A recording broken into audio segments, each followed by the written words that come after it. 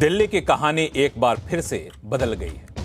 आंधी तूफान की तरह दिल्ली में आई आम आदमी पार्टी आज आंधी तूफान की तरह उड़ गई। प्रचंड भगवा लहर में आपके दिग्गज अरविंद केजरीवाल, मनीष सिसोदिया भी बच नहीं पाए। दोनों ही हार गए। बस आतिशी ने किसी तरह से लाज बचाई। बीजेपी इसे मोदी की लीडरशिप और सुशासन की जीत बता रही है और आम आदमी पार्टी को उसके कर्मों की सजा मिलने की बात कह रही है।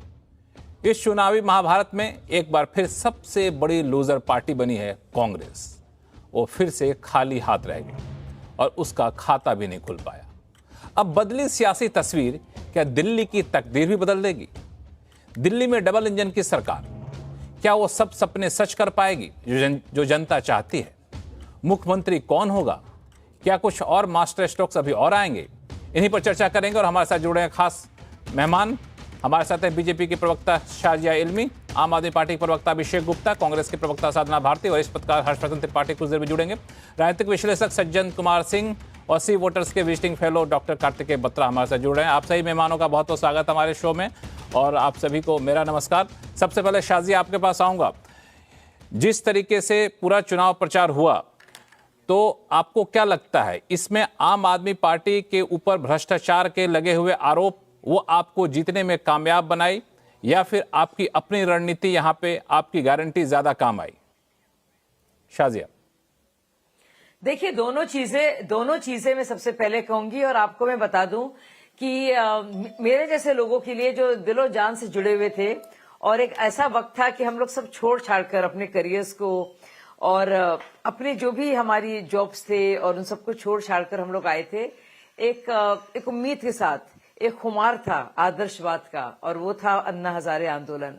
लेकिन जिस तरह से इस इंसान ने बाकायदा सफेद के पीठ में छुरा भोंका, चाहे वो अन्ना हजारे जी हों जिन्होंने अपनी बात आज रखी, सुनकर जिसे थोड़ा अफसोस भी होता है हम लोगों को, और उनकी ऐसी बातें हैं और उनको देखकर रुआसे हो जाते हैं कई लोग कि वो किस तरह का वक्त था और क्या इनकलाबी उसकी फिजा थी और क्या से क्या हो गया ये शख्स।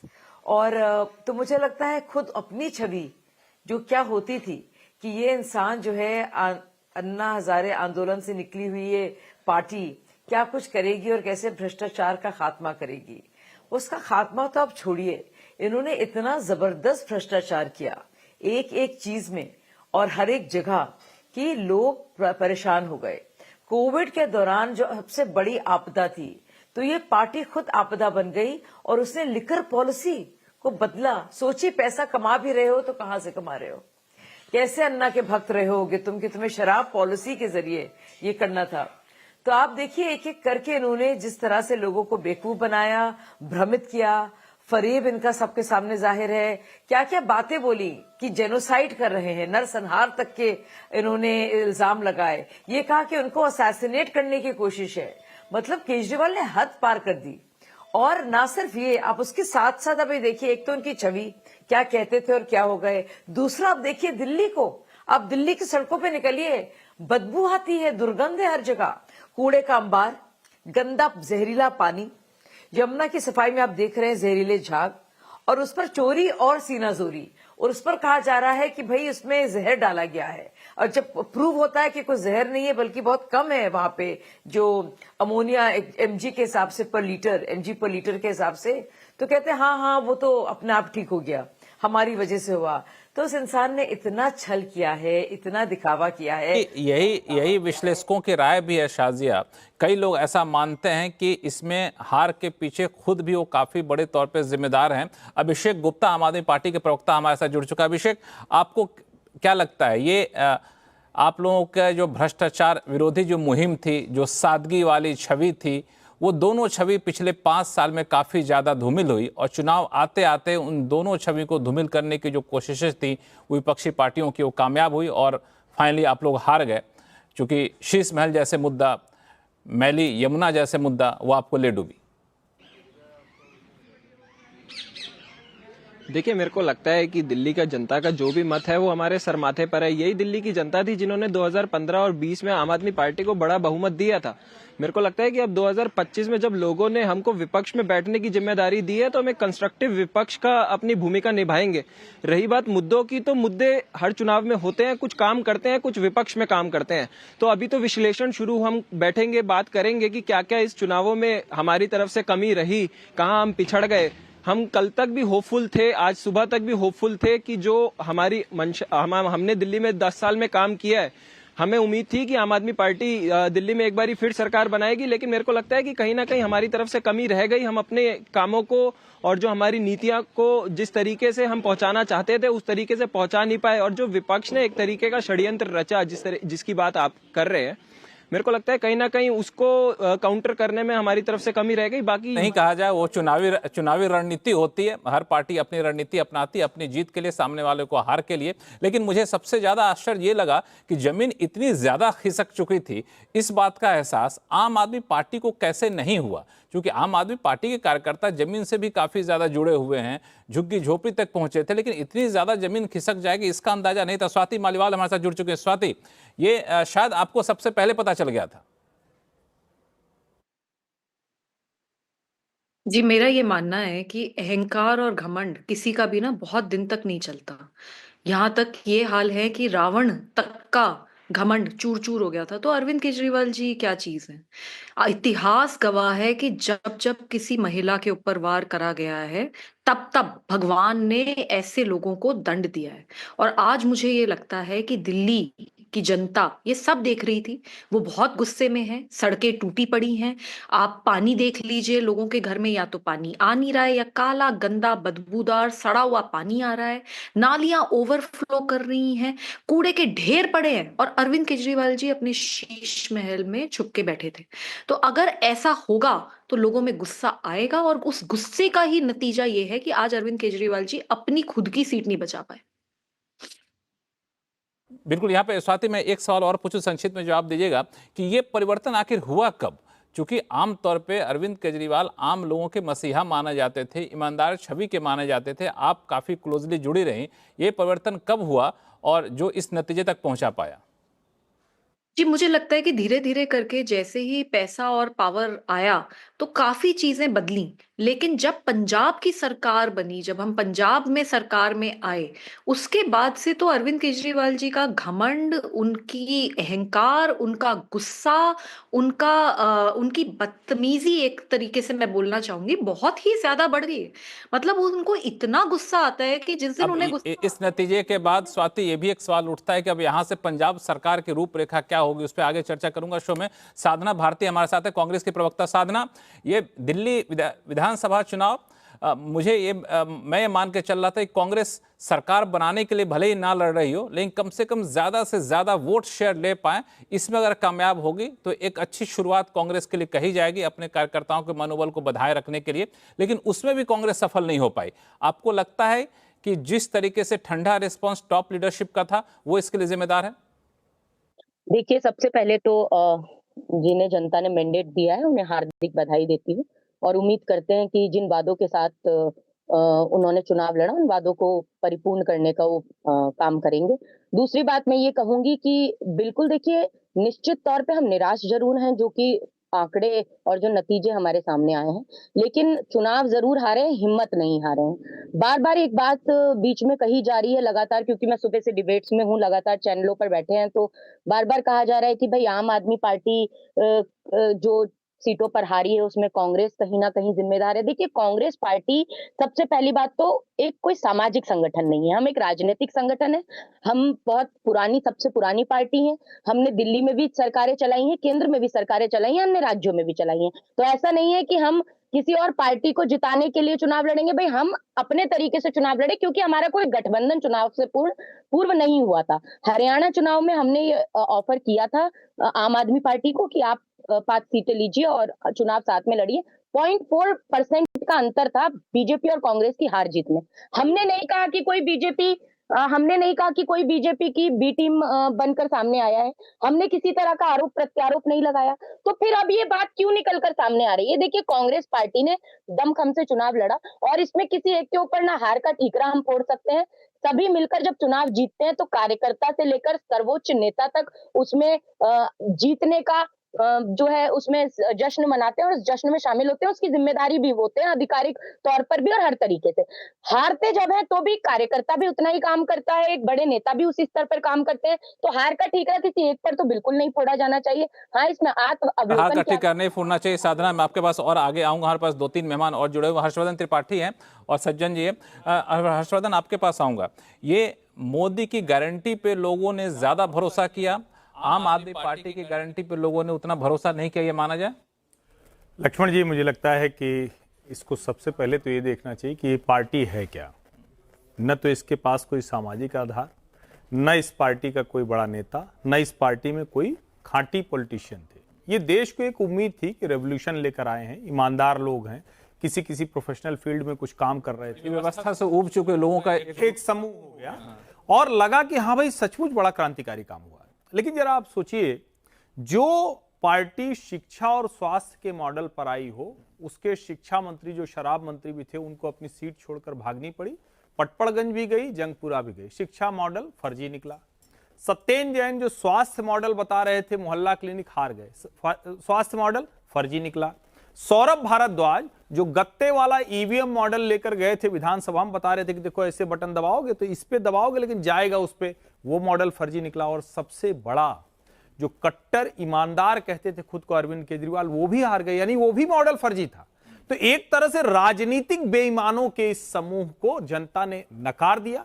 नरेंद्र मोदी जैसा व्यक्तित्व था जिसके अपने जीवन की शुचिता, अपने जीवन की ईमानदारी, अपने जीवन में अपने परिवार को बढ़ावा न देना। सोचिए, सुनीता केजरीवाल को नंबर 2 बना दिया था हायरार्की में। आप सोचिए, जब चुनाव प्रचारकों की सितारा प्रचारकों की सूची निकली तो ये हो गया। और कांग्रेस के लिए तो पता नहीं, मैं तो समझ नहीं पा रहा हूं। अभी मैं सुन रहा था तो हमारे यहां अवध में कहा जाता है कि भैया घर चुवत रहे दम बना रहे, तो यही दम बना रहे घर चुवत रहे का हाल है। जब दिल्ली का चुनाव था तो राहुल गांधी महाराष्ट्र चुनाव कैसे हारे उसकी प्रेस कॉन्फ्रेंस कर रहे थे। इतनी डीफोकस्ड, इतनी लीडरशिप से, जिसको कहें कि नेतृत्व विहीन पार्टी, वो क्या करेगी जिसको पता ही नहीं। संदीप दीक्षित लड़ते, अलका लांबा लड़ती, कोई और लड़ता, लड़ कैसे लेता? भैया, राजनीतिक पार्टी हमेशा काम करती है, एनजीओ की तरह व्यवहार करिएगा और कहिएगा कि हम राजनीतिक पार्टी हैं, तो ये चलता नहीं। जनता ने क्रेडिट देखी, साख देखी, उसी पर वोट किया। बिल्कुल, जनता ने क्रेडिट देखी, साख देखी, उसी पे वोट दिया।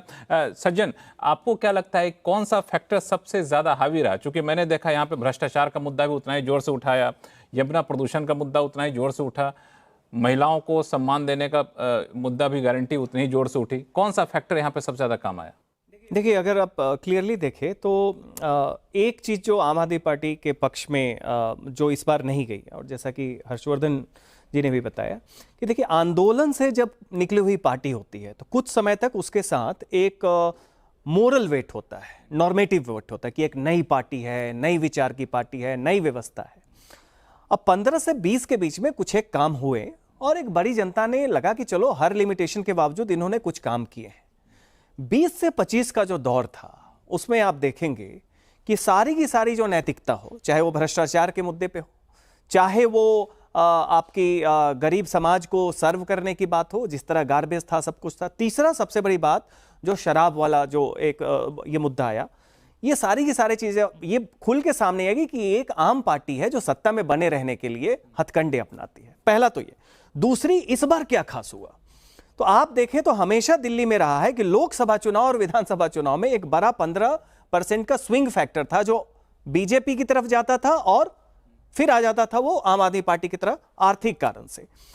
वो कौन सा फैक्टर था? वो आप देखेंगे कि उससे पहाड़ी और पूर्वांचली, ये दो जो वोटर समूह है, ये आर्थिक रूप से लोअर मिडिल क्लास से लेके बीपीएल इस श्रेणी के बीच में आता है। इस बार निश्चित तौर पे हुआ है कि जो लोग ये मान रहे थे कि क्लास डिवाइड है, और हम लोगों को भी ग्राउंड में लगा कि हाँ, पार्टी के पास कोई मोरल हाई ग्राउंड तो नहीं है, लेकिन एक क्लास एंगल पे कि एक बेनिफिशियरी क्लास इन्होंने आम आदमी पार्टी के लाभार्थी है, उसमें पूर्वांचली वोट भी शायद आर्थिक नतीजों से प्रभावी हो। यह दिख रहा है कि पूर्वांचली और पहाड़ी वोटर का भी एक हिस्सा इस बार चूंकि प्रधानमंत्री स्वयं इस बात की गारंटी दे रहे थे, उस पे लोगों ने ज्यादा भरोसा इसलिए किया क्योंकि बाकी जगह ये डिलीवर हो रहा है। तो ये बहुत बड़ा मैसेज है कि बीजेपी था और पंजाब जैसे राज्यों में डिलीवर नहीं हो पा रहे। नहीं हो रहा था। आपने घोषणा की 2100, अब किसी भी कारण से आप एक भी किस्त नहीं दिए। महाराष्ट्र में किस्त दिया गया चुनाव के पहले, मध्य प्रदेश में दिया गया। ये क्या दिखाता है कि बीजेपी का, जिसे हम सबल्टर्न वोट कहते हैं, वो जाति के आधार पे हो, समाज के आधार पे हो या आर्थिक क्लास के आधार पे हो, बीजेपी का भरोसा और आउटरीच और लैंडस्केप पर है। दिल्ली में ये गरीब वोटर 1998 से और पूरी 21वीं सदी में अभी तक बीजेपी को सत्ता से दूर रखा था। ये आप देखिए कि उनका समर्थन बहुत बड़ा एक लैंडस्केप के चेंज को दिखाता है गरीब वोटर्स में। डॉक्टर कार्तिकेय बत्रा हमारे साथ जुड़े हैं। बत्रा साहब, आपने पूरा एनालिसिस किया होगा। जो हर बार हम लोग कहते थे कि एक 15% वोटर है जो लोकसभा में रहता है भाजपा के साथ और विधानसभा में चला जाता है आम आदमी पार्टी के साथ, उसको रोकने में भाजपा कामयाब हुई कह सकते हैं, और एक बड़ा वोटर पहली बार आया भाजपा के साथ। जी, मुझे लगता है कि भाजपा ने इस बार बहुत ही जिसे कहते हैं एक स्मार्ट कैंपेन चलाया जिसमें मल्टीपल चीजें थी। 15 और 20 के जो कैंपेन थे वो काफी कम्युनल लाइंस पे रन किए गए थे, पर इस बार जो चुनाव था वो कई लेयर्स में लड़ा गया। नीचे आरएसएस एक्टिव थी बहुत। उसके बाद आप देखिए कि सबसे पहले उन्होंने आम आदमी पार्टी की जो एक इमेज थी दो चीजों पे, एंटी करप्शन और कि वो आम आदमी है, वो दोनों इमेजेस उन्होंने कहीं ना कहीं ध्वस्त करी। करप्शन मतलब परसेप्शन बनाया कि वो इमेज सही नहीं है। एक जो शराब घोटाले की बात हम कह रहे हैं, एक शीश महल की बात कह रहे हैं, इन मुद्दों पर। तो एक जो मिडिल वोटर था जो विधानसभा में आम आदमी पार्टी के पास ज्यादा था और लोकसभा में बीजेपी, वो मिडिल क्लास में उसका एक असर पड़ा।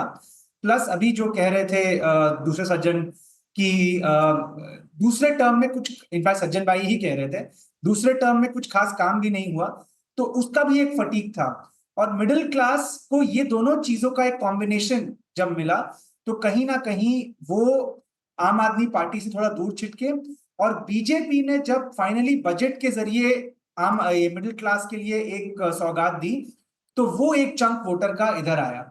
साथ ही साथ जो निचले तबके के वोटर थे, जो लोअर इनकम ग्रुप, जो आम आदमी पार्टी का कोर वोट बैंक है, उसमें भी बीजेपी ने सेंध लगाने के लिए ये कह दिया कि हम कोई भी जो ये वेलफेयर स्कीम्स है उनको वापस नहीं लेंगे।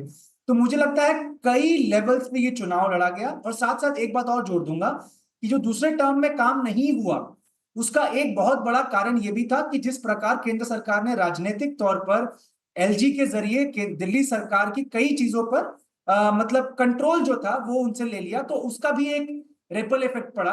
और आखिरी बात, कार्तिकेय हमारे साथ स्टूडियो में बैठे हुए हैं हर्षवर्धन, वो आपके इस बात से सहमत नहीं। आखिर में जो लाइन आपने बोली केजरी एलजी वाली, उससे सहमत नहीं। हर्षवर्धन कुछ कहना चाहते हैं?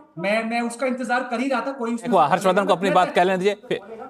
हाँ, बोलिए आप बात पूरी कर लीजिए कार्तिकेय। कि एमसीडी के काउंसलर्स की भी एंटी इनकम्बेंसी थी, तो ये सब मिलाकर अगर आप देखें, और आम आदमी पार्टी जिस तरीके से नैरेटिव कंट्रोल करती आ रही थी पिछले 2 चुनाव में, वो इस बार नहीं कर पाई। तो इस सब का मिश्रण था कि आज आप जो रिजल्ट देख रहे हैं वो देख रहे हैं। आप जो भी सवाल मुझसे पूछना, जो भी चाहते हैं, मैं जवाब जरूर।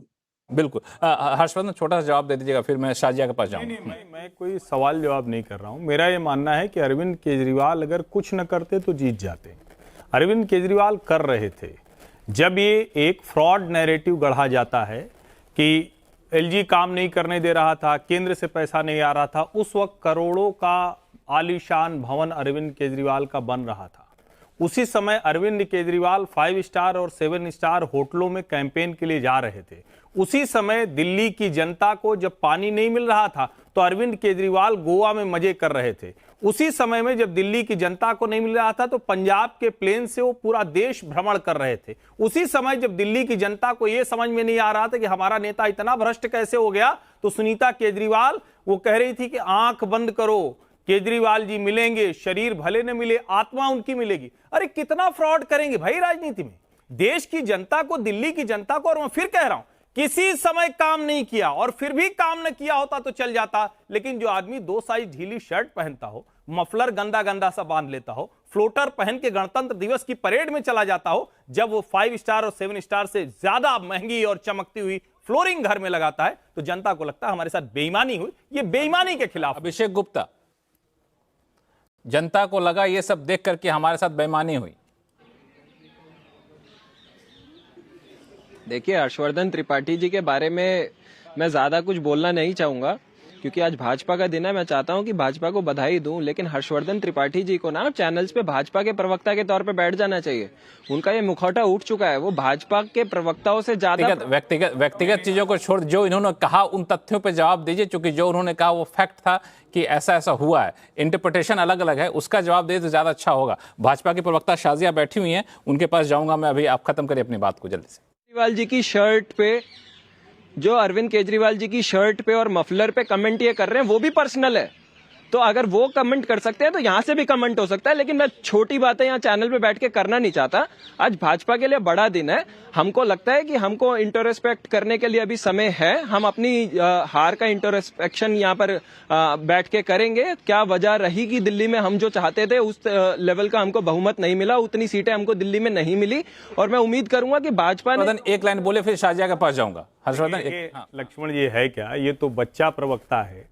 जब इनके बड़े बड़े नेता भाग जाते हैं डिबेट छोड़कर, मैं फिर कह रहा हूं, मैं उतने वर्षों से पत्रकारिता कर रहा हूं जितने की आपकी पूरी पार्टी नहीं है, जितने के अरविंद केजरीवाल नेता नहीं है। हम उसी पर बात करेंगे जो मुद्दे हैं। वो ढीली शर्ट, कोई बात नहीं सर, कोई बात नहीं, तो सुनने की भी शक्ति होनी चाहिए। जनता के सामने गढ़ी गई छवि है जो फ्रॉड निकली।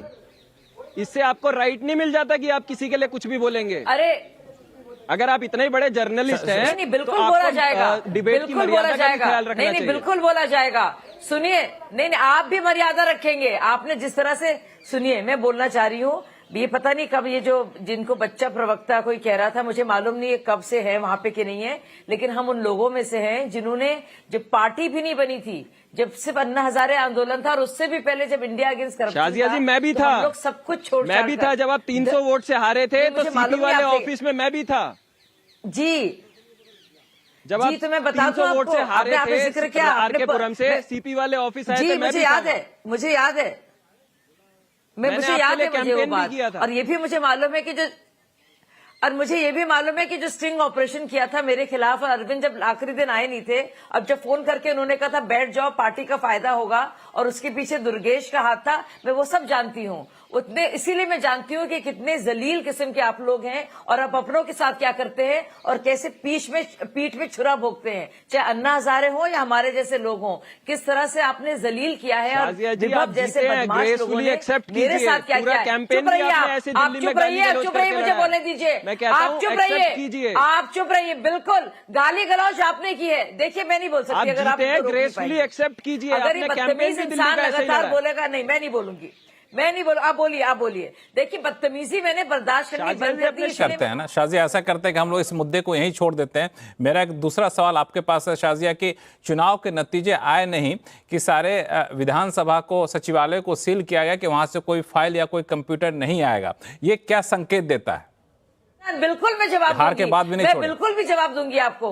देखिए मैं बिल्कुल जवाब दूंगी। सबसे पहले अरविंद केजरीवाल ने मनीष और मेरा नाम दिया, और आरके पुरम में एक झूठा स्टिंग चलाकर अनुरंजन झा के जरिए, जो आम आदमी पार्टी का प्रवक्ता है और वहां पे काम करता है, लंदन में बैठा है, खूब पैसे खिलाकर मेरे खिलाफ स्टिंग कराया। और जिस दिन मेरे पास आना था, ये वो धूर्त इंसान है, इसी के मक्कारी की वजह से छोड़ा है, और मैं महज 300 वोटों से हारी। और इनके अपने लोग, जो दुर्गेश पाठक था, उसने मेरे बारे में गंदी गंदी बातें कहलवाई, और जब उसकी शिकायत करने में मनीष सिसोदिया के पास गई, मेरे जैसी इंसान, और मैंने केजरीवाल से कहा था मेरी बद्दुआ लगेगी, तुम्हारी सगी बहन ने नहीं किया होगा जो मैंने किया है तुम्हारे लिए। मैंने मुंह पर मैंने बोला है, कॉलर पकड़ के बोला है केजरीवाल का, पूछ लीजिएगा जो भी पीएससी के मेंबर्स हैं। ये भाई साहब तो कहीं नहीं थे आसपास। मैं इसको थोड़ी देर के लिए आज के दिन छोड़ा जाए। आज बहुत बड़ा दिन है, जनता ने बड़ा दिल दिखाया है, तो जनता यही जानना चाहती है कि अब यहाँ से भाजपा की रणनीति क्या रहेगी। रणनीति का पहला कदम हमने देखा, सचिवालय से कोई भी फाइल, कोई भी कंप्यूटर ले जाने पर पाबंदी लगा दी गई,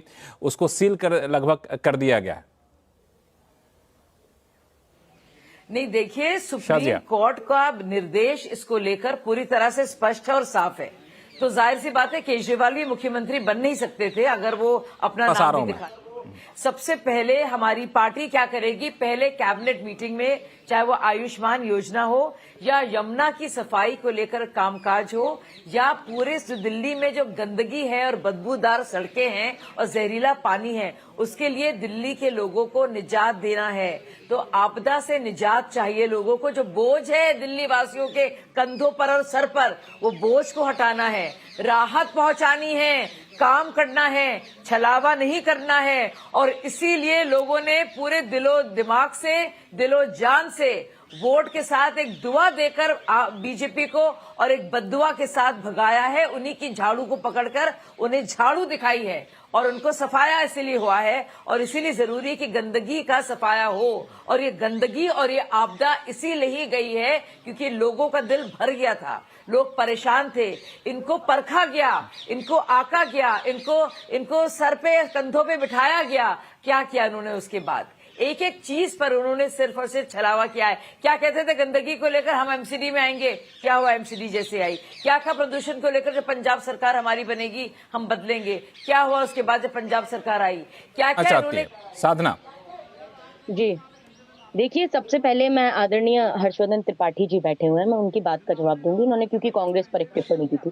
देखिए, क्या मात्र एनजीओ का काम है कि लोकतंत्र को अगर लूटतंत्र बनाया जाए तो आवाज उठाए? भाई, महाराष्ट्र में जब एक आंकड़ा आता है चुनाव आयोग के द्वारा कि वहां की जनसंख्या से अधिक मतदाता है, तो क्या हम उस पर प्रश्न नहीं उठाए? भाई, आपने तब तो प्रश्न नहीं उठाया था आदरणीय, जब मोदी जी एक तरफ यहाँ दिल्ली में कहते थे कोरोना काल है, 2 गज की दूरी और मास्क है जरूरी, और जाकर बंगाल में चुनाव प्रचार करते थे। लेकिन आपको यहाँ दोहरा चरित्र दिखाई दे रहा है। वहां आपको एक मिनट, एक चीज और साधना जी, मैंने प्रश्न उठाया था, सिर्फ ये बता दूं आपको, आप शायद उस वक्त सुनी नहीं थी। मैंने प्रश्न उठाया था और बहुत गंभीरता से कहा था कि रैली इस वक्त बंद कर देनी चाहिए। ये उसी वक्त मैंने बोला था और टीवी चैनलों पर बाकायदा डिबेट में बोला है। प्रधानमंत्री की रैली पर ये मैंने कहा था, उसको सुन लीजिए। ठीक है, लेकिन मैं ये पूछ रही हूँ, क्या मात्र एक एनजीओ का काम है लोकतंत्र लूटतंत्र बनेगा तो आवाज उठाना? हम चुनाव में क्या प्रचार नहीं कर रहे थे? क्या हमने राजनीतिक पार्टी की तरह चुनाव नहीं लड़ा? क्या आदरणीय राहुल जी, प्रियंका जी सड़कों पर उतरकर उन्होंने कैंपेन नहीं किया? बिल्कुल किया। तो आपका मुझे लगता है ये कहना वाजिब नहीं है। दूसरी बात कहूंगी कि अभी आम आदमी पार्टी के प्रवक्ता को लेकर टीका टिप्पणी की गई। देखिए, सनातन में भागवत में कहा गया है, धन वृद्धा बल वृद्धा आयु वृद्धा स्थैवच ते सर्वव्यापी ज्ञान वृद्धाश्च किंकरा शिष्य किंकरा। अर्थात कोई आयु में बड़ा होता है, कोई धन में भी बड़ा होता है, कोई बल में भी बड़ा होता है, लेकिन जो ज्ञान में बड़ा है उसे हम सबसे बड़ा मानते हैं। तो यहाँ पर हम ज्ञान के आधार पर सब प्रवक्ता के तौर पर बैठे, सबका सम्मान हो, बातें हो, विचार पे मतभेद हो। ये इस तरह की बातें मुझे लगता है किसी पर व्यक्तिगत टीका टिप्पणी करना मुझे लगता है सही नहीं है।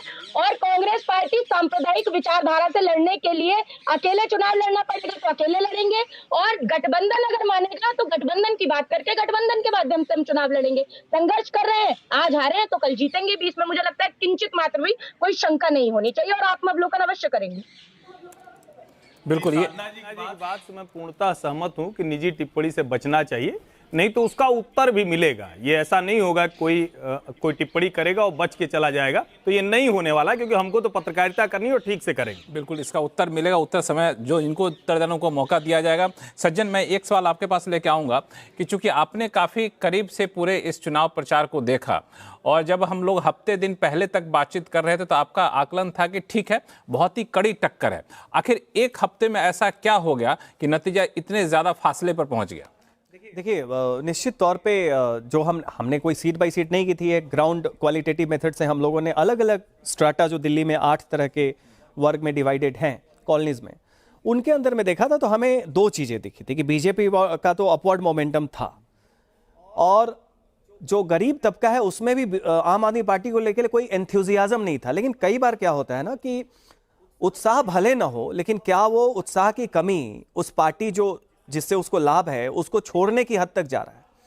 तो हमारा ये मानना था कि कहीं ना कहीं वो मान रहे थे कि काम नहीं हुआ है, लेकिन फिर भी मतलब कि थोड़े बहुत लाभ हैं, और बीजेपी सत्ता से रही नहीं है, कह जरूर रहे हैं, अब कितना भरोसा नहीं है।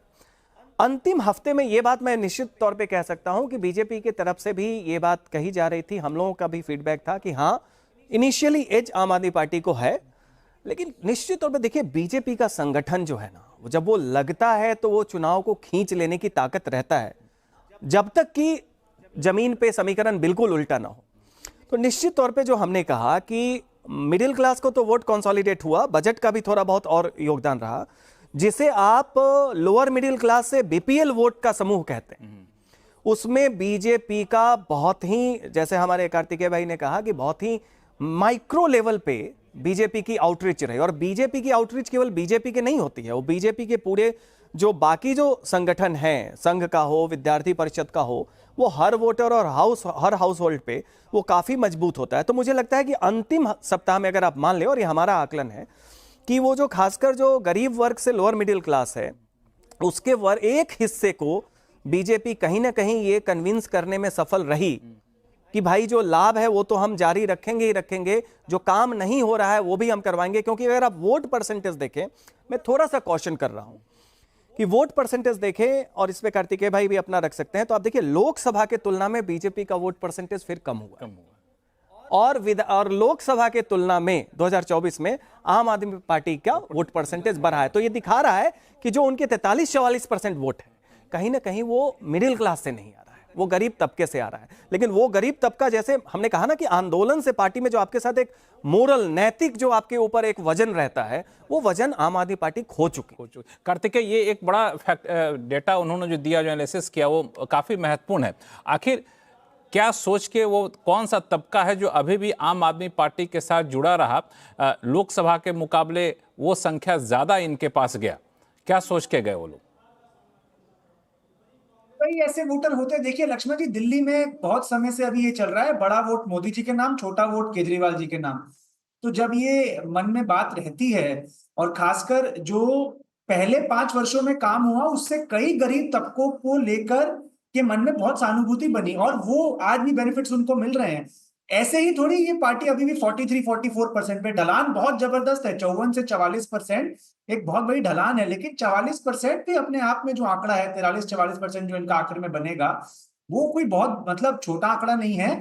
जो आपको सीटों में गैप दिख रहा है वो बहुत ज्यादा दिख रहा है, वो डबल दिख रहा है बीजेपी का, लेकिन एक्चुअल में वो 3 परसेंटेज पॉइंट है बीजेपी का गैप। जो बीजेपी की जो फेवर में गया है, वो उनका जो क्लाइंब है वो जबरदस्त रहा है, 38 से 46 पर आ गए, मतलब 8 परसेंटेज पॉइंट। और बीजेपी हमेशा से जानती थी कि हमारा एक 35 से 40% का वोटर बेस तो इंटैक्ट है ही, वो खराब समय अच्छे समय हमेशा साथ रहता है।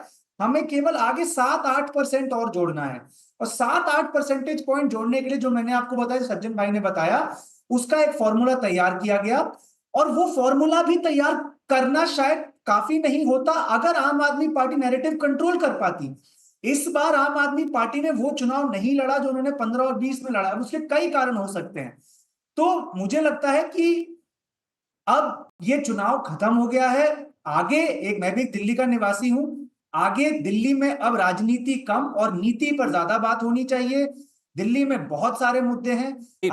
बिल्कुल यही चीज लेके मैं जाऊंगा। शाजिया, अब दिल्ली में जितनी राजनीति होनी थी राजनीति हो गई, अब नीति पे बात होनी चाहिए। मेरा सवाल आपसे सीधा सा ये है, हालांकि भाजपा प्रवक्ता होने के नाते आप इस प्लेटफॉर्म पे तो ऐलान करेंगे नहीं, ये फैसला टॉप लेवल का होता है, लेकिन कितना आसान होगा सर्वसम्मति के साथ एक मुख्यमंत्री का चयन करना? क्योंकि चुनाव के दौरान 2 आरोप लग रहे थे, एक तो चेहरा नहीं है और दूसरा लोकल लीडर को खड़ा नहीं होने दिया भाजपा ने। देखिए, चेहरा जो आम आदमी पार्टी का था, वो चेहरा कैसा था वो लोगों ने देखा, और उस चेहरे के वजह से ही आम आदमी पार्टी हारी। वो चेहरा और वो मुखिया कौन था वो सब जानते हैं। और वो चेहरा भी ऐसा चेहरा था जिसको, जो मुख्यमंत्री अगर खुदा ना खास्ता बन भी जाता तो वो ना तो फाइल साइन कर सकता था, ना चीफ मिनिस्टर के ऑफिस में बैठ सकता था।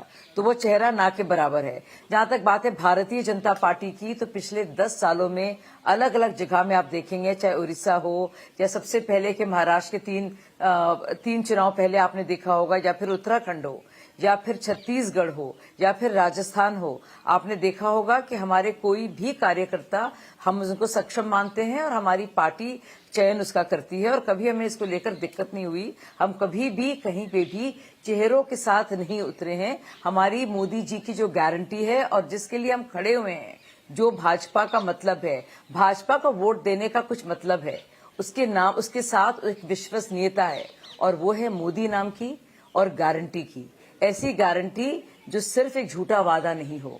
और इसी के चलते भारतीय जनता पार्टी की जीत हुई है, प्रचंड जीत, बहुमत आप जिसको देख रहे हैं, साफ और स्पष्ट बहुमत मिला है। तो मुझे लगता नहीं है कि चेहरों को लेकर हमें ज्यादा फिक्र करनी चाहिए। लेकिन आपने बहुत सही बात कही, बहुत बड़ी चुनौती होगी, एक बोझ है दिल्ली वासी के कंधों पर, और आप बाहर निकलते हैं तो बदबूदार सड़कें, जहरीला पानी घर में पीने को, या फिर कूड़े के ढेर, इन सबको खत्म करना होगा, हटाना होगा। जैसे ही पहली कैबिनेट की मीटिंग होगी, आपको जरूरी घोषणाएं सुनेंगे, उनका ऐलान होगा और बहुत ही जल्दी आपको इसके बारे में पता चलेगा।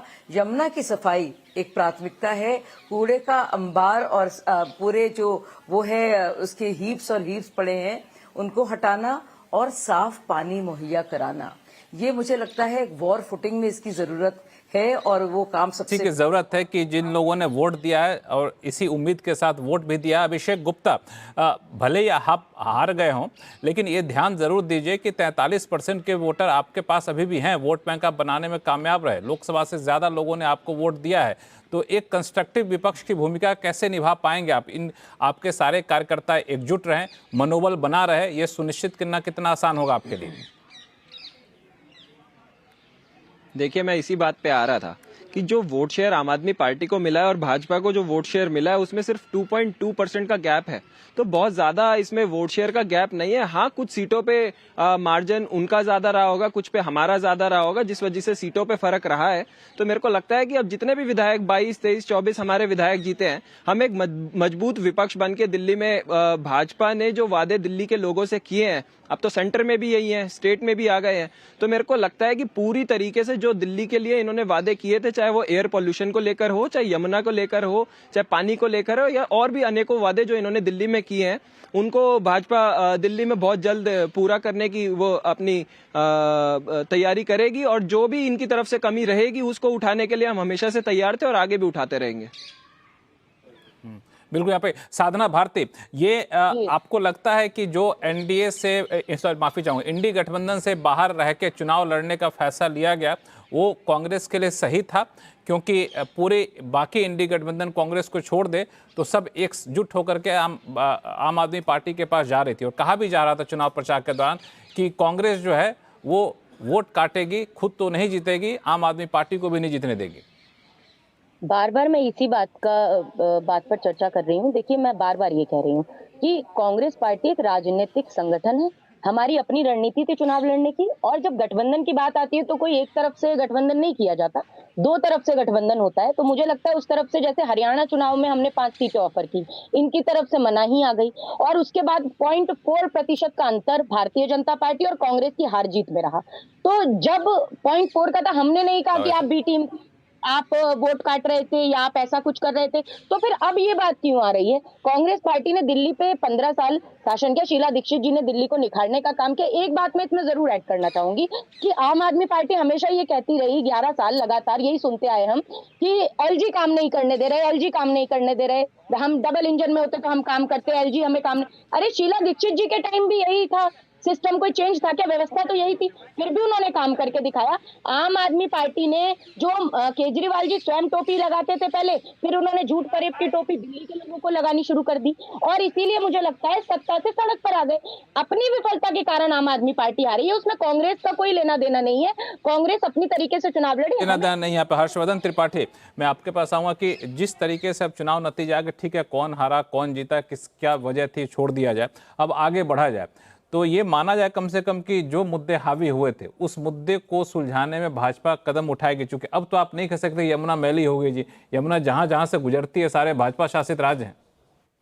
मुझे लगता है सबसे बड़ा सवाल अब यही है, नरेंद्र मोदी के पास या भाजपा के पास या जो भी मुख्यमंत्री बनेगा उसके पास अब कोई एक्सक्यूज नहीं है। भाई, सबको अब यमुना रिवर फ्रंट, मोदी जी ने 3 साल में कहा है, पहले दिन से ही जनता को उम्मीद हो कहां रिवर फ्रंट बनेगा तो हम घूमने बच्चों को लेके जाएंगे। हवा जहरीली है, उस पे नितिन गडकरी बहुत बताते हैं, बहुत कुछ काम बताते हैं, उस पे कुछ और सुनना चाहेगी। फिर ये जो कूड़े का पहाड़ है, गाजीपुर हो, भलसवा हो, जगह जगह जो, उसको देखना चाहेंगे। और जो सबसे बड़ी बात है जिसकी तरफ सज्जन जी भी कह रहे हैं और कार्तिकेय जी भी कह रहे हैं, मैं फिर कह रहा हूं, अरविंद केजरीवाल का फ्री बीज, अरविंद केजरीवाल का मुसलमान, वो पूरी तरह से इंटैक्ट है। भाजपा के लिए असली राजनीति तो अब है कि सुशासन भी करे और उस वाले वोटर को धीरे धीरे समझाए कि भैया तुम्हारे खाते में हम कुछ डाल देंगे, कुछ थोड़ा बहुत दे देंगे। और एक फैक्ट मैं बता दूं, दिल्ली के लोगों को याद रहे, 90% वाटर सब्सिडी शीला जी की सरकार देती थी, और फिर मैं कहूंगा, जो साधना जी बार बार कह रही हैं, कांग्रेस को ये समझना पड़ेगा, पॉलिटिकल पार्टी 24/7 काम करती है। ये नहीं होगा कि संदीप जी के लिए पदयात्रा निकलनी है या किसी और के लिए राहुल जी की तबीयत खराब हो गई, प्रियंका जी के लिए पूछा गया तो कांग्रेस पार्टी की जो प्रवक्ता है उन्होंने कहा प्रियंका जी बड़ी नेता है, तय करेंगे। ऐसे नहीं चलता है भैया। कांग्रेस का कार्यकर्ता वो घुट घुट के काम कर रहा है, उसकी स्थिति को न राहुल समझ रहे हैं न प्रियंका समझ रहे हैं। चुनाव आता है, चुनाव जाता है, डिबेट में कुछ बहस होती है, कोई उल्टा बोलता है, कोई पक्ष में बोलता है, फिर से वहीं पहुंच जाते हैं। तो ये तीनों पार्टी के लिए और अरविंद जी के लिए उन्होंने बड़ा अच्छा किया कि हम स्वीकार कर रहे हैं, चलो अच्छा है, अब कम से कम ईवीएम वगैरह पर दोष नहीं दिया। लेकिन क्या जेल जाने के डर से बोल रहे हैं? जहर वाले मुद्दे पर एफआईआर है, जो झूठी अफवाह फैलाई, जो 15 करोड़ देने की बात की उस पर एफआईआर है, स्कैम चली रहा है, जो शराब घोटाला है, शीश महल में एफआईआर है, उससे कैसे निकल कर आ पाएंगे? और अरविंद जी विधानसभा में भी अब नहीं है, जहां वो विशेष सत्र बुला के अट्टहास करते थे कश्मीर फाइल से लेकर सब चीजों पर। तो राजनीति दिल्ली की बहुत बदलेगी और मैं मानता हूं कि 10 साल सिर्फ राजनीति हुई, अब नीति की बात हो तीनों पार्टियों के लिए। मुझे लगता है सिर्फ दिल्ली की राजनीति नहीं बदलेगी, पूरे राष्ट्रीय स्तर पर ये कह सकते हैं एक नई दिशा दे रही है। साधना, आपसे कमेंट ले लो, फिर मैं बाकी वक्ताओं को पास जाऊं। कुछ कहना चाह रही थी आप? जी, मैं बिल्कुल यही कहना चाह रही हूँ। अभी बार बार ये बात कही जा रही है कि एनजीओ, बार बार ये शब्द मुझे नहीं पता आदरणीय हर्षवर्धन जी बार बार इसको क्यों उठाने का प्रयास कर रहे हैं। हमने अपने तरीके से पूरा चुनाव लड़ा है और हमने दमखम के साथ लड़ा है। देखिए, हार जीत चुनाव में होती है। एक समय वो भी था कि अटल बिहारी वाजपेयी जी 3 जगह से चुनाव लड़े और उसमें से एक निर्दलीय प्रत्याशी के सामने उनकी जमानत जब्त हो गई थी। जब एडिसन ने बल्ब का आविष्कार किया तो 1000 बार असफल हुए, उसके बाद कहीं जाकर सफल हुए। तो असफलता ये तय नहीं करती कि आप कभी सफल नहीं हो सकते। जीरो का आंकड़ा ये तय नहीं कर देता कि आगे हम नहीं जीतेंगे। भाई 2 सांसदों की पार्टी थी भारतीय जनता पार्टी, एक समय आया 2 से सीधे 182 पे आए, आज सरकार चला रहे हैं। तो ये असफलता तय नहीं करती आदरणीय हर्षवर्धन जी। दूसरी बात मैं जरूर कहूंगी, ईवीएम को लेकर आपने कहा, मुझे नहीं पता कि अब आप क्या कहेंगे, लेकिन मेरा, जब हम हिमाचल चुनाव जीते तब भी मैंने कहा था कि अगर लोकतंत्र में कहीं संदेह होता है तो उस संदेह का कहीं ना कहीं अवलोकन करना और उसका निराकरण करना बेहद आवश्यक है। हमने कहा एक चुनाव बैलेट से करा लीजिए, उसके बाद अगर रिजल्ट यही रहेगा तो हम मान जाएंगे। ईवीएम पर सबसे पहली पार्टी हिंदुस्तान में कौन सी थी जिसने विरोध किया ईवीएम का? वो थी भारतीय जनता पार्टी। किताब लिखने वाले इन्हीं की पार्टी के सांसद जीवीएल नरसिम्हा जी, उन्हीं की किताब में जो संदेश दिया वो एन चंद्रबाबू नायडू ने दिया। उसी को प्रस्तावना देने वाले लालकृष्ण अडवाणी जी थे, लगातार ईवीएम का विरोध वो करते रहे, उन्होंने चुनाव आयोग पे भी प्रश्न उठाए। आज हम कह रहे हैं सारी सरकारी संस्थाएं कहीं ना कहीं बंधुआ मजदूर बनकर काम कर रही हैं। साधना जी, आप जो बोल रही हैं वो बोल रही ना, तो उसका मैं समर्थन करूंगा ना विरोध करूंगा, लेकिन एक बात जरूर कहूंगा, कांग्रेस को आप जैसे प्रवक्ता की बहुत ज्यादा जरूरत है ना। फिलहाल वक्त है छोटे से ब्रेक का, ब्रेक के बाद वापस से फिर आते हैं आप लोगों के पास, कहीं जाइएगा नहीं।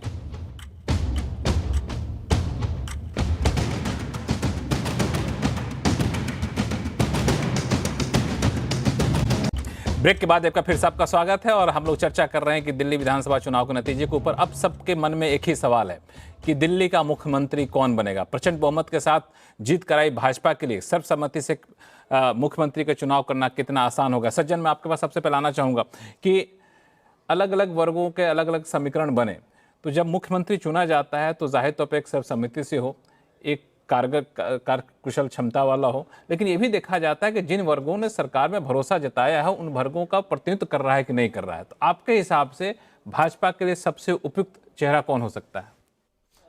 देखिए लक्ष्मण जी, इसमें वैसे तो ये पार्टी का निर्णय है और जो हमने देखा छत्तीसगढ़, उड़ीसा, मध्य प्रदेश, राजस्थान में पार्टी ने एक नया चेहरा दिया जो सरप्राइज फैक्टर था।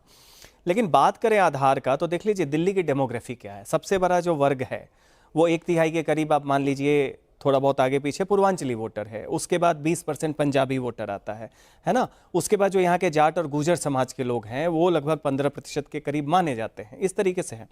लेकिन इसमें सीधी सी बात है कि इस बार का जो चुनाव था ये, और इसमें हर्षवर्धन सर की राय अलग हो सकती है, लेकिन मेरा मानना है कि ये पूर्वांचली वोटर जो है उसका एक बड़ा हिस्सा जो है लोकसभा की भांति विधानसभा में भी भाजपा के साथ टिका, आर्थिक रूप से कमजोर होते हुए भी। तो उसका कहीं ना कहीं वो एक एस्पिरेशन है। लेकिन दूसरी तरफ आप देखिए कि केजरीवाल को प्रवेश वर्मा साहब हरा रहे हैं, साहिब सिंह वर्मा की है, और उनके कारण गुर्जर समाज में उतना कंसोलिडेशन बीजेपी के लिए हमें नहीं दिखा ग्राउंड में, शायद ये डेटा में भी आएगा। लेकिन जाट समाज में जो आप देखिए वो एक कंसोलिडेशन जबरदस्त था, पिछली बार से ज्यादा था। बजाय से जाट आरक्षण का मुद्दा उठा, उन्हें जरूरत नहीं है। दिल्ली में जाट समाज की स्थिति आप देखिए तो आरक्षण का ट्रैप उनके पास नहीं है। ये पश्चिमी उत्तर प्रदेश में कहीं एक वर्ग में हो सकता है, लेकिन कहने का मतलब है कि परेश वर्मा एक फेस माने जा रहे थे, भले ही पार्टी ने नहीं प्रोजेक्ट किया। ठीक है, बिधूड़ी साहब उतने स्ट्रांगली नहीं आ रहे थे। तो हमें लगता है कि पार्टी निश्चित तौर पे देखेगी डेमोग्राफिकली वो किसकी तरफ जा रही है, लिगेसी वाइज कहां जा रही है, या बिल्कुल ये मान के चलिए कि ये जिस तरीके से ट्रेंड आ रहा है उसमें हम आप एक कयास ही लगा सकते हैं, नया चेहरा निकल के सामने। अबे ऐसे वर्ग से कोई आ जाए कि आप और हम तार्किक तौर पे उसको सोच भी नहीं रहे। कार्तिकेय, ये तो बिल्कुल जैसा कि कहा सज्जन ने कि बिल्कुल पार्टी का फैसला होगा, लेकिन अगर हम कहें कि जिन लोगों ने भरोसा जताया है उन वर्गों का प्रतिनिधित्व करता हुआ मुख्यमंत्री का चेहरा हो, तो आपके हिसाब से किधर सुई ज्यादा घूमती हुई दिख रही है? देखिए लक्ष्मण जी, एक्चुअली दिल्ली में मुख्यमंत्री का काम रिप्रेजेंटेटिव ही होगा।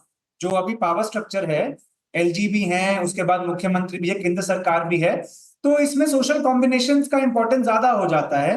तो अभी जैसे हर्षवर्धन जी ने एक बात कही कि देखिए जो गरीब तबका है उसमें अभी भी आम आदमी पार्टी सक्षम है, काफी सक्षम है अपना वोट बचाने के लिए। क्या मालूम एक दलित चेहरा आगे कर दिया जाए। इसमें कई तरह के कयास लगाए जा सकते हैं, जिसमें मुझे लगता है आज हम कुछ और बात करेंगे, परसों कोई और अनाउंसमेंट हो जाएगा।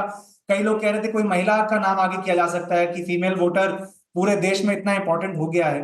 हो सकता है एक सीएम और डिप्टी सीएम का फॉर्मूला भी लगा दिया जाए। तो मुझे नहीं लगता कि इस कयास में कुछ खास मेरी दिलचस्पी है। इस समय मेरी दिलचस्पी इस बात में है कि दिल्ली में इस समय बहुत सारे चैलेंजेस हैं, बहुत सारे इश्यूज हैं, और जैसे कि आपने जिक्र किया, मुझे लगता है कि अगले कुछ समय में हर तरह का समन्वय बिठाकर उन चैलेंजेस का सलूशन निकाला जाए, एक ऐसे तरीके में जहां राजनीति कम हो और नीति पे फोकस ज्यादा हो। क्योंकि दिल्ली राजधानी है, देश का दिल है, और हम एक एस्पिरेशनल देश हैं, तो हमारी राजधानी वैसी ही दिखनी चाहिए जिस तरह की स्पीड से हम अपने देश को आगे बढ़ता हुआ देखना चाहते हैं। बिल्कुल, हर दिल्ली वासी और दिल्ली के आसपास रहने वाले लोग, यहाँ तक कि पूरे देश के लोग, क्योंकि हर देश का हर आदमी दिल्ली से किसी न किसी तरीके से जुड़ा हुआ है, यही अपेक्षा रखेगा। मैं आऊँगा अभिषेक गुप्ता और साधना आपके पास, लेकिन एक सवाल आपके पास हर्षवर्धन जी, कि ये जो पूरा मामला है इसमें आप किस तरह से देख रहे हैं, समीकरण क्या बन रहा है? क्योंकि आप देखिए, जैसे कि सज्जन अभी कुछ देर पहले कह भी रहे थे कि अरविंद केजरीवाल को हराना ये अपने आप में आसान काम नहीं था, और वैसे समय में अरविंद केजरीवाल ने जाट आरक्षण का मुद्दा भी उठाया, फिर भी परेश वर्मा ने हराया। दूसरी तरफ एक बड़ा वोटर जो चला जाता था लोकसभा चुनाव के बाद, वो भी आके टिका रहा भाजपा के पास। तो उन सब की अपेक्षाएं आपस में जुड़ी होंगी। आप तो भाजपा की रणनीति को ज्यादा करीब से समझते हैं, आपको क्या लगता है क्या हो सकता है? देखिए, एक तो ये है लक्ष्मण जी कि नरेंद्र मोदी क्या सोच रहे हैं इसकी तो जानकारी उनकी पार्टी के लोगों को भी पूरी होगी, ये मुझे लगता है कि कहना ठीक नहीं होगा।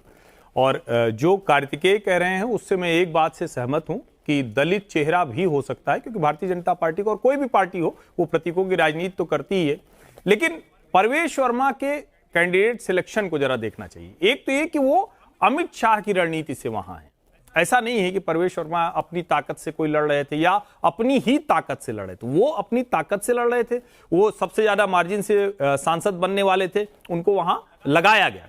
अमित शाह की रणनीति का वो हिस्सा है। दूसरा, जब हम देखते हैं हरियाणा जाट, पश्चिमी उत्तर प्रदेश जाट, राजस्थान के कुछ हिस्सों में जाट, और एक तरह से देखें तो ये पूरा जो एक सर्किल बनता है उसमें अगर एक जाट चेहरा उनका मुख्यमंत्री हो गया, सिलेक्टेड लीडर हो गया, इलेक्टेड लीडर हो गया, तो उनको समझाने में आसानी होगी। जो पूर्वांचल और महिला वोटर हैं उनके लिए भी एक बनता है कि आप उनको अगर दें। लेकिन पूर्वांचल में एक समस्या क्या है कि पूर्वांचल के वोटर में जो सीटें जीती है वो अभी भी आम आदमी पार्टी के साथ ज्यादा बड़ा वर्ग है। विशेष करके बिहार के चुनाव में अगर वहां भी जाएंगे तो उनका बड़ा वर्ग अभी भी पूर्वांचल वालों का, जो बिहार के लोग हैं उनका आम आदमी पार्टी के साथ है। आप सीटें भी देखेंगे तो चाहे अनिल झा हो, संजीव झा हो, वो सब जीते हैं, लेकिन ऐसा भी नहीं कि उनका वोट भाजपा को नहीं मिला है, और इसलिए वो उस पर जाने से शायद पार्टी बचेगी। तो मेरा ये मानना है कि वो कोशिश ये करेंगे कि इन्हीं के बीच में से हो, और जो विधायक होगा उन्हीं में से चुना जाएगा। तो कुछ जो नाम चल रहे थे वो हार गए तो उनकी भी बात नहीं होगी, और बाहर से लाकर किसी को लाएंगे ये मुझे नहीं लगता। हाँ, सीएम और डिप्टी सीएम होगा, ऐसा मुझे पक्के तौर पर लगता है। बिल्कुल। इसमें एक चीज और मैं आपसे पूछ रहा हूं, छोटा सा सवाल, कि कई बार ऐसा होता है जो लोग आ गए वो लोग तो आ गए, जो नहीं आए उनका तो ध्यान रखिए। हाँ नहीं, ये प्रयास होता है, और इस प्रयास में कई बार वो आप कहते हैं ना कि चेहरा क्रिएट किया जाता है, तो क्रिएटेड चेहरा कौन होगा इसको देखना जरूरी होगा। और चूंकि जितने नाम जीते हैं इतने पर्याप्त नाम है कि उनमें से कोई एक पार्टी, और सबसे बड़ी बात करना नरेंद्र मोदी अमित शाह को है, गारंटी मोदी की है, तो एग्जीक्यूटर ही तो चाहिए। एग्जीक्यूटर ही तो चाहिए। हालांकि इसमें मैं एक चीज मैं जोड़ दूं, आप इस चीज को नोटिस किए होंगे कि पिछले 2-3 विधानसभा चुनाव से रणनीति भाजपा की बदली है कि बिल्कुल मोदी केंद्रित चुनाव प्रचार नहीं करना है। मोदी जी आएंगे, प्रचार करेंगे, चले जाएंगे, लेकिन हर छोटे छोटे लेवल पर जाके छोटे छोटे सभाएं करना, हर जगह मीटिंग करना, तो बिल्कुल लोकलाइज तरीके से म्यूनिसिपैलिटी वाले इलेक्शन के बोर्ड में चुनाव लड़ेंगे। तो इस तरह के जब फैसले लिए जाएंगे तो मुझे लगता है ये अप्रोच यहां भी रखा जा सकता है। संघ ने 50,000 ड्राइंग रूम मीटिंग्स की, बिल्कुल चलेगी। लोकल बातचीत के तौर पर तो हमेशा चलती है, ये तो कभी होता ही नहीं है। और जो लोकल लेवल की लीडरशिप है उसको आप आगे बढ़ाते हैं। लेकिन दिल्ली का चुनाव तो मोदी जी ने गारंटी दी है, और ये मैं फिर कह रहा हूं, दाएं बाएं मत ले जाइए। हम तो यमुना रिवर फ्रंट की प्रतीक्षा करेंगे। ऐसा नहीं होगा ना कि कुछ समय बाद ये भूलें, तो ये हम भूलने भी नहीं देंगे। दिखता है वो हटना चाहिए। ये हम भूलेंगे नहीं, ये सब की बात करेंगे, तब भी बात करेंगे। तो ये जरूरी भी है, और तभी ये चीजें ठीक होंगी। इसलिए हम ये मानते हैं क्योंकि नरेंद्र मोदी ने अहमदाबाद में साबरमती रिवर फ्रंट बना के दिखाया है, जो अकल्पनीय था। यहां तो यमुना जी हैं, बस उनको साफ करना है। आम आदमी पार्टी की भूमिका अभी भी रहेगी, भले वो सरकार में नहीं रहे, क्योंकि आप अच्छे खासे वोट शेयर के साथ हैं। अभिषेक गुप्ता जी, एक रचनात्मक विपक्ष की भूमिका आपको निभानी होगी। अभिषेक जी। जी बिल्कुल, मैं तो खुद ही इंतजार कर रहा हूं कि भाजपा वाले कब अपनी पहली कैबिनेट की बैठक करते हैं और कब दिल्ली में 2,500 रुपए महिलाओं को और 500 रुपए में सिलेंडर देने की शुरुआत करते हैं। और जितनी भी योजनाएं भाजपा ने अनाउंस की थी, अब तो एलजी भी इन्हीं का ही है, केंद्र सरकार भी इन्हीं की है। तो मेरे को लगता है कि जितनी जल्दी से जल्दी इनकी सरकार बनेगी, मेरे को लगता है कि उतनी जल्दी से ये दिल्ली के लिए काम करेंगे, और जो कमियां ये छोड़ेंगे, एक कंस्ट्रक्टिव विपक्ष की तरीके से इनको हम छोड़ेंगे ना। इन्होंने जो वादे दिल्ली की जनता से किए हैं, ये जुमला कह के निकल नहीं पाएंगे दिल्ली में। दिल्ली में आम आदमी पार्टी है, 22-23 विधायक जो हमारे जीते हैं बड़े वोट शेयर के साथ, हम दिल्ली में हैं, और दिल्ली में अपनी धमक हमेशा से हमारी आम आदमी पार्टी की जो रही है वो जारी रहेगी। बिल्कुल। साधना, एक सवाल अब सबको ये जानना चाहता है कि तमाम कोशिश, तमाम अटकलों के बावजूद, तमाम चर्चा के बावजूद कांग्रेस ने बिल्कुल अलग लड़ने का फैसला लिया। क्या ये माना जाए कि इंडी गठबंधन में एक आखिरी पड़ाव था, अब यहां से अब सब अलग अलग लड़ेंगे? नहीं, देखिए, राजनीति में संभावनाएं असीम होती हैं। तो मुझे लगता है कि जहां अगर सांप्रदायिकतावादी भाजपा के साथ मिलकर लड़ने की जहां जरूरत पड़ी, हम मिलकर लड़ेंगे। और चूंकि ये परिस्थिति ऐसी थी दिल्ली में जहां हमें अकेले लड़ना था, हमें लड़ना पड़ा, और हम अकेले लड़े, अपनी ताकत झोंकी हमने।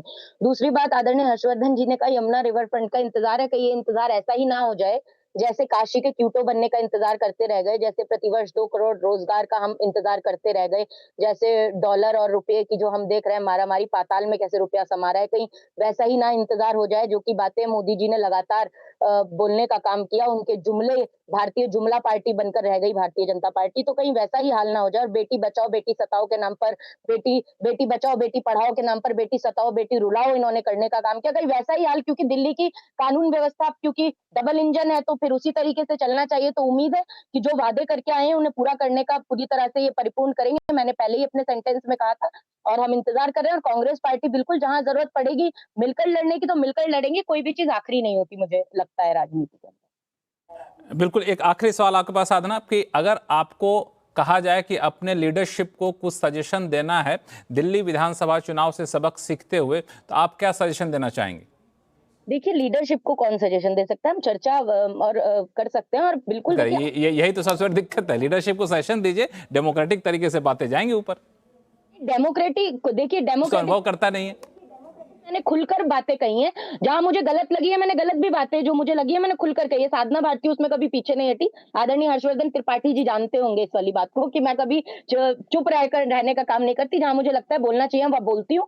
सजेशन नहीं कह सकती, मुझे लगता है चर्चा की और आत्म अवलोकन की आवश्यकता है, जहां मिलकर बैठकर बात करेंगे। और बिल्कुल आत्म अवलोकन और मुझे लगता है आत्म मंथन होना चाहिए कि किस तरीके से जीरो से अब आगे बढ़ने की, दोबारा जो हम शीला दीक्षित जी का जो दौर देखा था, दोबारा उस दौर तक पहुंचे और जीत सुनिश्चित करें अपनी। हर्षवर्धन, चूंकि शो का समय खत्म हो रहा है, एक सवाल आपके पास आऊं, चूंकि आपके पत्रकारिता के शुरुआती दौर में आप आर्थिक चैनल से जुड़े भी रहे हैं, इसलिए सवाल आपके पास लेके आ रहा हूं। जिस तरीके की गारंटी मोदी सरकार ने दिल्ली में दी, अब मोदी सरकार जीत गई, जाहिर तौर पर उस गारंटी को लागू करेगी। अब जब इन गारंटी को लागू करेगी तो सवाल ये उठेगा कि ठीक, आप दिल्ली वालों को तो दे रहे हैं, बाकी देश को क्यों नहीं देंगे? 500 रुपए की सब्सिडी क्यों नहीं देंगे? बस 2200 रुपए क्यों नहीं देंगे? बाकी देश के दूसरे राज्य भी मांग करेंगे, बिहार चुनाव आने वाला है, तो ये एक चुनौती रहेगी मोदी सरकार के लिए। बड़ी चुनौती रहेगी। और मैं कह रहा हूं ना कि ये फ्रीबीज वाला, ये जो लोअर क्लास वाला और मुस्लिम, ये अरविंद केजरीवाल के साथ इंटैक्ट है और भारतीय जनता पार्टी के लिए एक तरह से कंपल्शन हुआ दिल्ली में। लेकिन नरेंद्र मोदी को सुशासन से इसको बेहतर तरीके पर ले जाना पड़े, क्योंकि ये रास्ता हो ही नहीं सकता। फ्रीबीज पॉलिटिक्स देश विरोधी है, मैं ये मानता हूं। ये सरकारों के खजाने को खाली करती, इससे दिक्कत नहीं है। ये देश में एक तरह की अकर्मण्यता और एक तरह की फ्रीबीज पॉलिटिक्स से जो एक एनार्की पैदा होती है, उसका मैं विरोधी हूं। और नरेंद्र मोदी भी ये समझते हैं, ये जानते हैं। फिस्कल डेफिसिट आप तो बहुत अच्छे से जानते हैं कि कोविड काल में भी सबसे बड़ी चिंता फिस्कल डेफिसिट की थी और उसको कंट्रोल करने की थी। तो मुझे लगता है वो कोशिश यही होगी कि अभी तो लागू करना है, उसको कैसे वो उससे ज्यादा देकर और फिर उसको धीरे धीरे आप जिसको कहते हैं कि विड्रॉ करने की कोशिश। बिल्कुल, ये सबसे बड़ा चैलेंज होगा। लेकिन सबसे तुरंत जो लोग देखना चाहें कि अब राजनीति छोड़कर नीति पे चलिए, यमुना साफ करिए, हवा साफ करिए, कूड़े के पहाड़ हटाइए, कानून व्यवस्था को दुरुस्त करिए। इसी उम्मीद के साथ इस शो को करते हैं यही समाप्त। आवाज अड्डा में फिलहाल इतना ही। आप सभी मेहमानों का बहुत बहुत धन्यवाद हमारे साथ जुड़ने के लिए। देखते रहिए CNBC आवाज। नमस्कार।